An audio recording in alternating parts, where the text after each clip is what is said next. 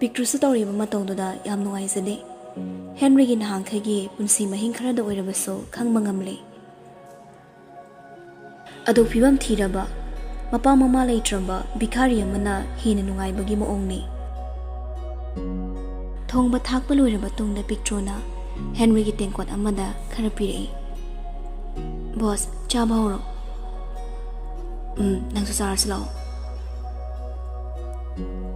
Henry na hairak libaduda Pictru mara yetludre. Changsilaga masa chawa yauri. Henry thongni ben sangdo mahau do lausilaga yamna hauna chai. Mapi do so chadum tari. Pik the pik liba angang macha madagi henkre. Boss, kidorange. Henry came to kumde mangagdo kay sutong di haibagom nomi. Boss, adumay dong no base. Angang macha dong na. Kidorange ba? Ay siya ngang ulagani. Mina tawri nga hingba. Tawdraga na sige pibam sida. Ngasi yan sangse. Ay imana. Aroy ba mikupta. Haw na pisaramaga. Machay bu thadok laga chatkibani. Pictru ngak na. Kamay na. Ay sumatam do angang oiri. Tawri ba mayam do. Mina suhat pa ni. Accident ni suhay. Ay sugyan tadi. Mina hatpaga accident ga kamdong naman na diba? Hatlaga gari do lokhanda intharak pa sumali hai. Matam do ay sukem da kangudre. Kihan ga tadi na. Sida natana ay gihaba da kanasulay na. Maram sinan. Yare boss, napamandi. Chai sing cha maloiranga ngaktang wari watay tawi. Pictru so Henry gi pham sembi. Boss, mem so sida tumdoy na tro. Tumde madi kaam da tumani. Oh, ado mem di pung kya la thaktoy no. Tam mga manatida. Namit marini mangani lethok pa siyaw. Kay chali ba? Kaday do oy ni haiba ay su khangdena. Maramdi hangnaso thabak sidalhe. Chayri ba mayam do Pictru na loisilaga lay. Henry na hippaga lay. Anga. Boss, tayo. No. Ayun na boss kong. Kaya Henry mamonog laga. Nang suway chal gumani yambung ko. Pictru nog laga. Hoy yambo. Nang sa tumuro hayang tabak na chatoy ni. Ay sa tabak laktoy ro. Nang di ayiti aba oy thang mapamom sini anga. Pictru wakal da hinadaba mayam do kara yang bagong tawri. Ato di boss sa tumbiro. Good night. Hoy yambo, may mutalora. Henry nok laga. Ay ngonda ba? May mut laso, nga laso, kena balay tida. Pictru luk taranga. Yambo, nang sutum zaro, chalo tingi. Asam na Pictru so, magi kada changakli, muthile pagalay rami. Pictru do kangpre he kangi. Ima! Muthina. Aine. Kaka, kidorong sida. Tumabra na hangi tawuni ne. Pictru hay na daban na loy. Muthigi mo ong duda. Muthina. Ado din ang tumawro ko ay sutong na matawragi. Pictru sutong do pas ana chesin na launch laga tumi. Numi to Pictru di tumpam nga mata khangre. No nga laga thabak chatoy ni kana ma tumre. Asam na nongan kre ahing tumdabagi kana namsilaga tumsin kre. Pung taret helakpa adway na ni. Zoni na Pictru gi thong do thilaga kaurai. Bema tabro. Amu anira kaurakpadagi Pictru mamit khangsing-singay. Pakat pa na suloy kre. Sir, loy re. Thoro mi ngay na re. Breakfast ka do ada chawrase. Pictru hato machin mayaga do sengboy sengdaboy tawranga kem ta sokende jamna achamba machugi fanik ama selaga juni ama ilaga thorakli. Pictru thorakpo bada mayam do loini yengnarai. Ngan khaidi khara phai ngasina mahakna seliba phirol doga kem ta sokende baduga jamna phajaraso anaba male. Asok kuiraba matamse Pretty do Henry ga thabak chutki haibasu khankiba laite.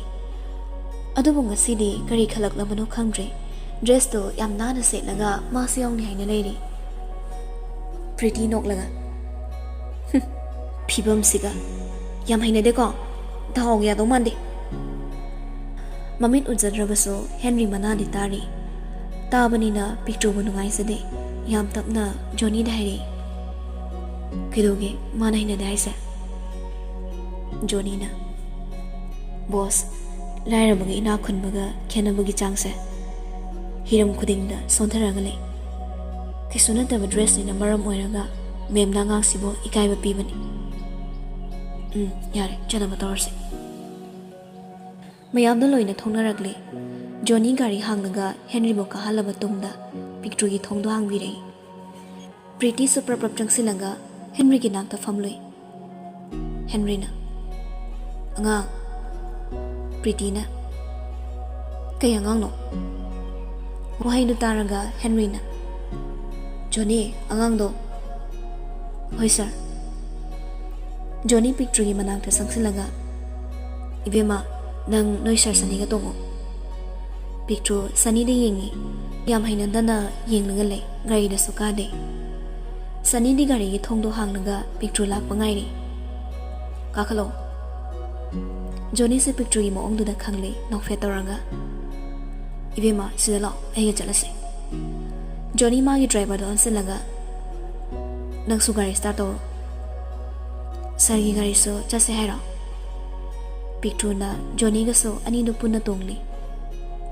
ꯄꯤꯛꯇ꯭ꯔꯨꯅ sir ꯀꯩꯗꯧꯕꯅꯣ ꯆꯠꯇꯣꯏꯁꯤꯕꯣ meeting ꯑꯃꯈꯛ ꯂꯩꯕ ꯑꯗꯨꯒꯤꯅꯤꯗ ꯑꯣ ꯑꯗꯣ ꯌꯥꯝꯕꯨꯡꯒꯤ ꯃꯆꯥ ꯂꯩ ꯍꯥꯏꯕꯗꯣ ꯀꯥꯏꯗ ꯂꯩꯒꯦ ꯎꯗꯦꯅ ꯃꯥꯗꯤ ꯃꯦꯝ ꯍꯣꯏꯒꯤ ꯃꯌꯨꯝꯗ ꯂꯩ ꯍꯥꯏꯕꯅꯤ ꯑꯣ ꯑꯗꯣ ꯑꯁꯤꯒꯤ ꯅꯨꯄꯥꯁꯤꯅ ꯀꯩꯒꯤ ꯂꯥꯛꯏꯅꯣ ꯃꯥꯁꯨ ꯕꯣꯁꯀꯤ ꯃꯤꯅꯤ ꯑꯩꯒ ꯃꯥꯒꯗꯤ ꯕꯣꯗꯤꯒꯥꯔꯗ ꯑꯣꯏꯗꯅ ꯂꯩꯔꯤꯕ ꯁꯥꯔꯗꯤ ꯈꯣꯡꯁꯨ ꯌꯥꯕ ꯅꯠꯇꯦ ꯈꯨꯠꯁꯨ ꯑꯝꯇ ꯌꯥꯗ꯭ꯔꯦ ꯑꯗꯣ ꯁꯨꯃꯥꯏꯅ ꯁꯨꯝ ꯆꯠꯄꯁꯦ ꯏꯁꯥ ꯌꯥꯝ ꯁꯣꯛꯅꯤꯀꯣ ꯁꯥꯔ ꯖꯣꯅꯤ ꯅꯣꯛꯐꯦꯠ ꯇꯧꯔꯒ ꯄꯨꯝꯅꯃꯛ ꯈꯪꯂꯕ ꯇꯨꯡꯁꯤꯗꯅꯤ ꯑꯩꯅ ꯉꯁꯤ ꯕꯣꯁꯀꯤꯗꯃꯛ ꯆꯣꯡꯊꯣꯔꯛꯏꯁꯦ ꯁꯥꯔꯒꯤ ꯃꯦꯗꯥꯝꯗꯤ ꯌꯨꯝꯗ ꯁꯨꯝ ꯂꯩꯕ꯭ꯔꯥ ꯀꯩ ꯍꯣꯠꯅꯔꯤꯒꯦ ꯀꯥꯏꯗꯩꯅꯣꯗ ꯑꯩꯗꯤ ꯅꯨꯄꯤ ꯊꯤꯗ꯭ꯔꯤ ꯍꯧꯖꯤꯛ ꯐꯥꯎꯕ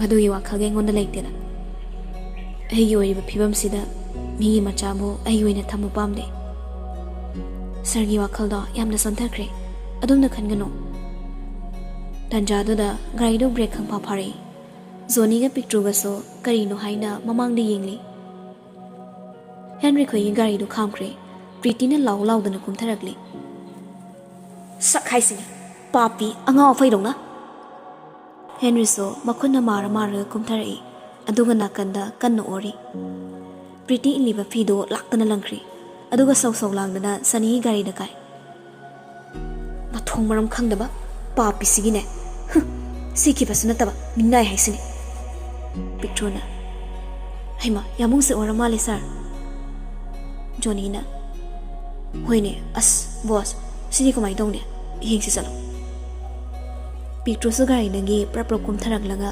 ꯅꯥꯀꯟ ꯑꯃꯗ ꯃꯇꯤꯟ ꯁꯤꯠꯂꯒ ꯂꯩꯔꯤꯕ ꯍꯦꯟꯔꯤꯕꯨ ꯄꯤꯛꯇ꯭ꯔꯨꯅ ꯃꯅꯪꯒꯜꯗ ꯇꯞꯅ ꯇꯞꯅ ꯊꯥꯕꯤ ꯍꯦꯟꯔꯤ ꯄꯤꯛꯇ꯭ꯔꯨꯒꯤ ꯈꯨꯠꯇ ꯄꯥꯏꯁꯤꯜꯂꯒ ꯑꯩ ꯂꯥꯜꯂꯦ ꯎꯁꯤ ꯅꯪ ꯁꯥꯎꯔꯅꯣꯕ ꯃꯤ ꯑꯉꯥꯡ ꯑꯃꯁꯨ ꯌꯥꯎꯔꯤ ꯅꯪ ꯋꯥ ꯉꯥꯡꯒꯅꯨ ꯄ꯭ꯂꯤꯖ ꯄꯤꯛꯇ꯭ꯔꯨ ꯌꯥꯝ ꯇꯞꯅ ꯑꯩ ꯍꯦꯟꯔꯤ ꯅꯨꯡꯉꯥꯏꯇ ꯅꯪ ꯑꯩꯕꯨ ꯀꯩꯝꯇ ꯅꯨꯡꯁꯤꯗ꯭ꯔꯕꯣ ꯑꯩ ꯅꯪꯕꯨ ꯌꯥꯝ ꯅꯨꯡꯁꯤ ꯅꯪꯅ ꯑꯩ ꯍꯩꯅꯗ꯭ꯔꯁꯨ ꯃꯤꯒꯤ ꯃꯥꯡꯗ ꯎꯠꯀꯅꯨ ꯍꯦꯟꯔꯤꯒꯤ ꯋꯥꯍꯩꯗꯨ ꯇꯥꯕꯗ ꯄꯤꯛꯇ꯭ꯔꯨ ꯃꯄꯤꯔꯥ ꯆꯦꯜꯂꯛꯂꯦ ꯌꯥꯝꯕꯣ ꯑꯩꯅꯦ ꯋꯥ ꯉꯥꯡꯂꯝꯕꯗꯨ ꯆꯞ ꯂꯦꯞꯈ꯭ꯔꯦ ꯑꯗꯨꯒ ꯉꯛꯅ ꯑꯉꯥꯡ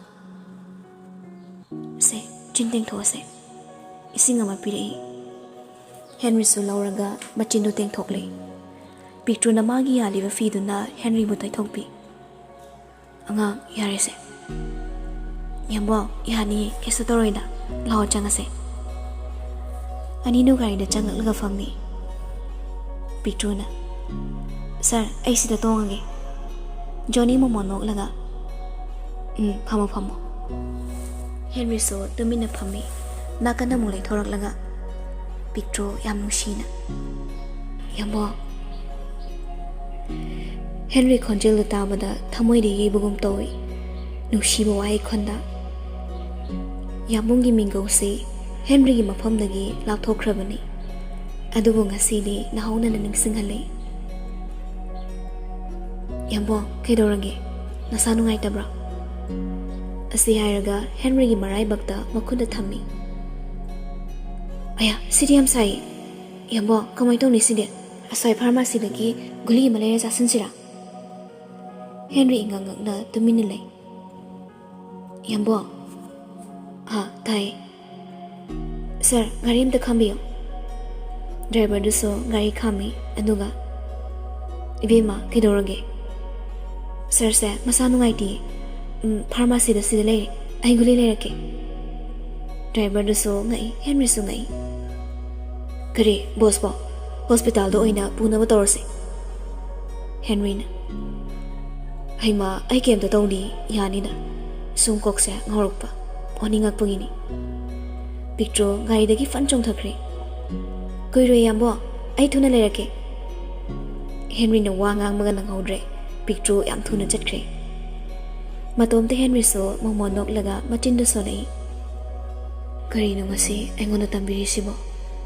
henong damba masina karamba makhalgi mayano kizareta aigi punsi asuma kaya thengna basida tasing na makpo aigi da mawa biribra nauzariba ngang si wakhalse yam ngakningai ni picture guli leraga train boy kay boy kingbon packet amaso leraga lai Johnny ngakna ibema kedore Yambung da masanu ngai te hai Johnny pakhana Henry gi manang te changsili boss hospital chasiro Henry na kari no minga sisibo ai bu kem ta tong de heba picture na Hero Yambo sisa saselo na sadu nungai te heba ai khange ba thei cha doi ba kingbon se charo aduga guli se chasin na ba mayam do ngakna kingbon picture lokthora ga pirakli driver do na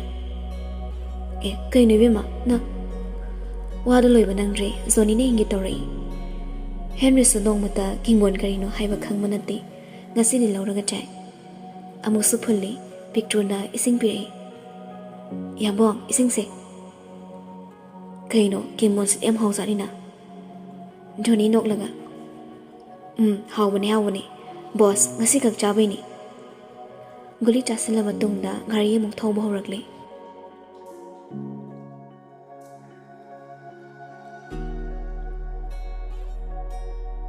sumlakpada picture tharagle mangak to amada mo on Henry gi saganda nga tharaga tumkre ngayak tang di Henry do mihul kana chongkhalai tumina maso picture na tumba kaidana ba lingdi somdana James na ima ngai khongda hanan da chaseba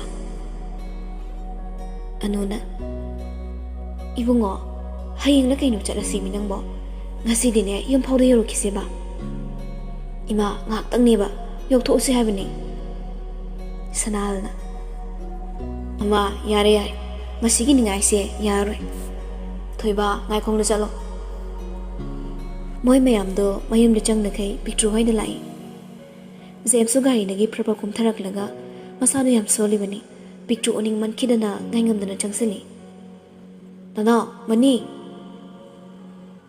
changak pada thongal lo lole James su picture oning bana aduga bab oide hangaga changi machal ta bro kaka lai bro sanalna hey mi solo li do udro nangbo anona aima ibungo nang sibu kamai ngangna doino mi lai tim nangbo James to nangai dana machal nangu kai de lege ai nang buyam oningi krigino nang nei bos yang no han gi khalise anona ibungo yari mi nangbo thabuk chatlam ni ai na heng lak sai bana tro nangbo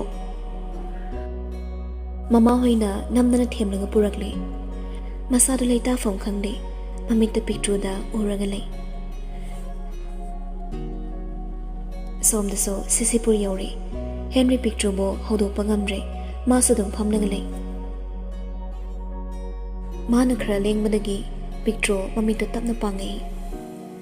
Henry da ngarambo ubada phogalagi aduga pakhana. Yambung ai soikre saunu ko. Ai di kegi saudoi ba nang degi chelni. Yambung kumasira. Ngaktang ngai ko. Johnny ga sani ga ne laaga kumase.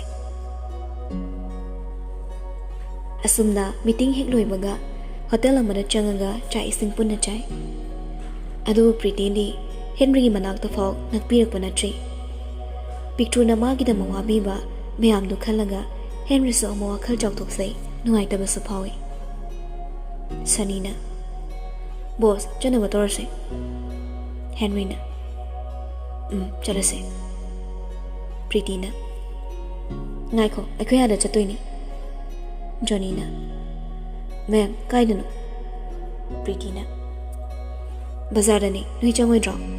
Chalam gi su salamo ai sani ga lagi. Johnny na boss Henry do sounding nai ri. Chala se ko moi gi darkar loi de. Johnny na nui gari do sem saro. Makhoi sapun nan kre. Matam di sum hausan ki. Nong ma Pretty Henry bu thau sa di. Pretty ni Henry bu phana saujara baso. Mana Pretty nusibadi lepti.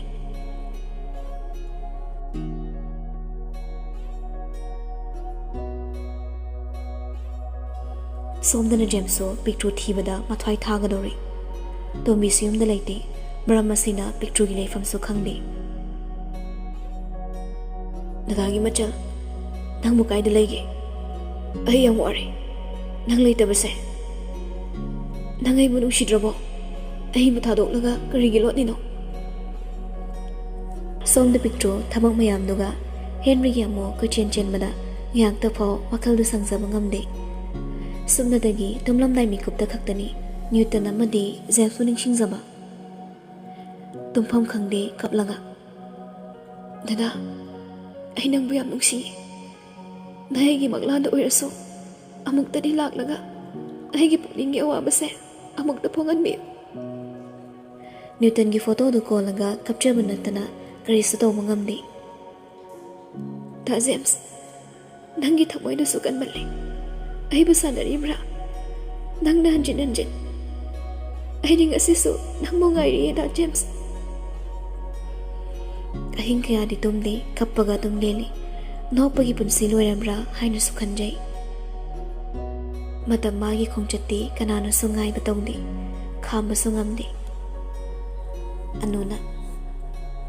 Ngoy ba, ibong mo si Harry. Sumay na sumtaw layra di kamay tong ni. Ay kwe sunupi machado pang na batihida na. Ado mo upay layta ba ni? Sanahal na. Hausi po ay kwe sa kari ka na si Hay ba no? Ibong mo si masaso ngang na tre. Luhang minabataw si. Ay nasukali ba ni? Maru ang upan ni machano pido. Masaso layar tambaluera ba kuidri ba ni? Oy ni, ahing hekta chat na bataw si. Ngai khone nang bo ta kino. Nasagi wahan ta kisi. Nang nahanam ukta them ko. Thabak tine tap thagum si. Ahing adum chat si. Ibung wadi ayana masilagi. Nang na khalaga phana badusilo. Duty loiranga halakle James to. Magi kana changpada theli ba picture gi photo singdu yenglaga solai. Nang yam fate. Ai bo hale se kai gino. Asum na layingi anuna machagi kana changakli. Ibungo. James to mapi te thorak laga. Ima. Na pinarol go do hongtu yadra nangbo. Isa se hanan da fresh oige do mani. Ima gori sa do malay ko. Kay una hai se. Nang so ngang na tredo. Wakhal do mun na khalo. Ima na hiningi se kay wano. Nang luhong na batawar se. James so kem ta khumde tuminalay. Ibungo. Ima adugi wakhal ingon da layti. Madu yaroi ni ibungo nangang na trabani. Yung pandade hingba yada hem labor ima. Ibungo kari wakhal no. Nang bu asuk wana ꯊꯧꯕꯨꯡ ꯇꯔꯥ ꯅꯥꯛꯄꯨꯔꯒ ꯄꯣꯛꯂꯛꯄ ꯅꯃꯥ ꯅꯄꯥ ꯑꯩꯈꯣꯏꯅ ꯐꯤꯕꯝꯁꯤ ꯑꯣꯏꯔꯛꯅꯕ ꯍꯣꯠꯅꯕꯗ ꯇꯨꯝꯅꯤ ꯆꯥꯅꯤ ꯍꯥꯏꯕꯁꯨ ꯑꯃꯠꯇ ꯈꯪꯗꯅ ꯂꯩꯔꯛꯈꯤꯕꯅꯤ ꯍꯧꯖꯤꯛꯇꯤ ꯅꯪ ꯅꯄꯥꯡꯒꯜ ꯆꯥꯎꯔꯦ ꯅꯃꯥ ꯅꯄꯥ ꯑꯩꯈꯣꯏꯒꯤ ꯋꯥꯗꯨ ꯂꯣꯏꯕ ꯅꯪꯗ꯭ꯔꯦ ꯖꯦꯝꯁꯇꯣ ꯋꯥꯈꯜ ꯅꯨꯡꯉꯥꯏꯇꯕ ꯍꯦꯟꯃꯟꯕꯅ ꯉꯥꯡꯂꯤꯕ ꯋꯥꯗꯣ ꯀꯔꯤꯅꯣ ꯈꯪꯗ ꯏꯃꯥ ꯍꯣꯏꯅ ꯄꯥꯝꯃꯤꯁꯦ ꯑꯩꯕꯨ ꯏꯃꯥ ꯈꯣꯏꯅ ꯆꯥꯎꯅꯕ ꯌꯣꯛꯄꯤꯕꯒꯤ ꯏꯃꯥ ꯍꯣꯏꯒꯤ ꯂꯃꯟꯗꯣ ꯁꯤꯡꯉꯣꯁꯤꯔꯣ ꯑꯅꯣ ꯈꯣꯟꯗꯨ ꯀꯜꯂꯞꯅ 이붕어 ꯆꯨꯝꯃꯤ ꯑꯩꯁꯨ ꯈꯪꯉꯤ ꯏꯃꯥ ꯈꯣꯏꯒꯤ ꯂꯃꯟꯁꯦ ꯁꯤꯡꯉꯒ ꯀꯥꯏꯗꯅꯣ ꯑꯃ ꯂꯩꯈ꯭ꯔꯒꯦ ꯑꯅꯣ ꯖꯦꯝꯁꯀꯤ ꯋꯥꯍꯩꯗꯨꯗ ꯃꯊ꯭ꯋꯥꯏ ꯅꯨꯡꯉꯥꯏꯇ ꯍꯥꯏꯔꯛꯏ 이붕어 ꯅꯪꯒꯤ ꯅꯆꯤꯟꯃꯛꯅ ꯅꯃꯥ ꯑꯩꯉꯣꯟꯗ ꯑꯗꯨꯝꯕ ꯋꯥꯗꯣ ꯍꯥꯏꯕ ꯉꯝꯂꯕꯀꯣ ꯏꯃꯥ ꯑꯩ ꯋꯥꯗꯣ ꯍꯥꯏꯕ ꯅꯪꯗ꯭ꯔꯤ ꯑꯅꯣ ꯀꯞꯂꯒ ꯃꯃꯥ ꯑꯣꯏꯕꯤ ꯀꯌꯥꯅ ꯃꯆꯥꯕꯨ ꯏ ꯃꯇꯨꯡꯗꯒꯤ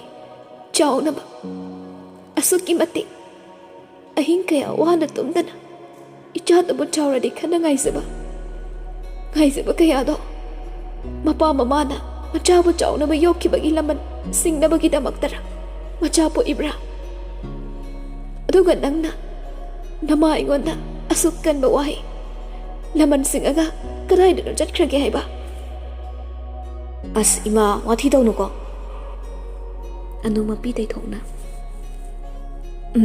ꯌꯥꯔꯦ ꯏꯃꯥ ꯇꯣꯛꯑꯒꯦ ꯑꯩꯅ ꯍꯥꯏꯔꯤꯕ ꯃꯌꯥꯝꯁꯦ ꯋꯥꯊꯤ ꯉꯥꯛꯇꯅꯤ ꯃꯥꯅꯤ ꯋꯥꯊꯤꯅꯤ ꯑꯁꯤ ꯍꯥꯏꯔꯝꯂꯒ ꯑꯅꯨ ꯊꯣꯔꯛꯂꯦ ꯏꯃꯥ ꯀꯩꯅꯣꯃꯦ ꯑꯁ ꯑꯩꯗꯤꯕ ꯌꯥꯝ ꯇꯜꯂꯤꯗ ꯑꯅꯨ ꯈꯨꯝꯗꯦ ꯇꯨꯃꯤꯟꯅ ꯆꯠꯂꯤ ꯖꯦꯝꯁꯇꯣ ꯃꯃꯥꯒꯤ ꯀꯥꯗ ꯆꯪꯉꯛꯂꯒ ꯑꯅꯨ ꯐꯃꯨꯡꯗ ꯀꯞꯄꯒ ꯂꯩꯔꯝꯕ ꯎꯕꯗ ꯃꯈꯨꯠꯀꯨꯗ ꯀꯨꯜꯂꯒ ꯍꯥꯏꯔꯛꯏ 이마 너잘 알래 이마 마동리 이마 호이는 누가있다나 봐 아무것도 하이러로이 아누소 제임스기 아와마 캉다바 나티 마차부 찡칼랑아 이마기 붕어 야레스도 이마수네 이차기 아와마 캉다바 나티네 오히려이다바 와다네 마tam 망한바 나사는 나사부 망누바 나가노 이마 나사부 그이도 하이바노 아이야 와리 이마 아이 캉마 ngamdre ꯄꯨꯝꯅꯃꯛꯇꯣ ꯀꯥꯎꯊꯣꯛꯄ ꯇꯝꯃꯨ ꯏꯃꯥꯒꯤ ꯏꯕꯨꯡꯉꯣ ꯅꯪ ꯂꯨꯍꯣꯡꯅꯕ ꯁꯤꯠꯂꯒꯅꯤ ꯖꯦꯝꯁꯇꯣ ꯇꯨꯃꯤꯟꯅ ꯉꯥꯏꯍꯥꯛ ꯂꯩ ꯃꯉꯛꯇꯨ ꯅꯣꯝꯃꯤ ꯍꯣꯏ ꯍꯥꯏꯕꯒꯤ ꯃꯇꯥꯒꯨꯝ ꯅꯨꯄꯤꯗꯣ ꯅꯪꯒꯤ ꯈꯪꯅ ꯆꯥꯅꯕ ꯊꯤꯒꯦ ꯍꯥꯏꯕ꯭ꯔꯣ ꯅꯠꯇ꯭ꯔꯒ ꯏꯃꯥ ꯈꯣꯏꯅ ꯌꯦꯡꯉꯣꯔꯥ ꯏꯃꯥ ꯍꯣꯏꯅ ꯐꯅꯕ ꯁꯤꯟꯕꯤꯔꯣ ꯅꯣꯏꯒꯤ ꯑꯄꯥꯝꯕꯗꯣ ꯑꯩꯗꯤ ꯌꯥꯔꯦ ꯑꯅꯨ ꯍꯔꯥꯎꯅ ꯃꯆꯥꯕꯨ ꯀꯣꯟꯁꯤꯜꯂꯒ ꯑꯗꯨꯅꯤꯗꯅ ꯏꯆꯥꯁꯤꯗꯤꯅꯦ ꯀꯩꯝꯇ ꯈꯟꯒꯅꯨ ꯏꯃꯥ ꯈꯣꯏ ꯃꯌꯥꯝ ꯂꯩꯔꯤꯁꯤꯗꯤ ꯖꯦꯝꯁꯇꯣ ꯇꯨꯃꯤꯟꯅ ꯊꯣꯛꯈ꯭ꯔꯦ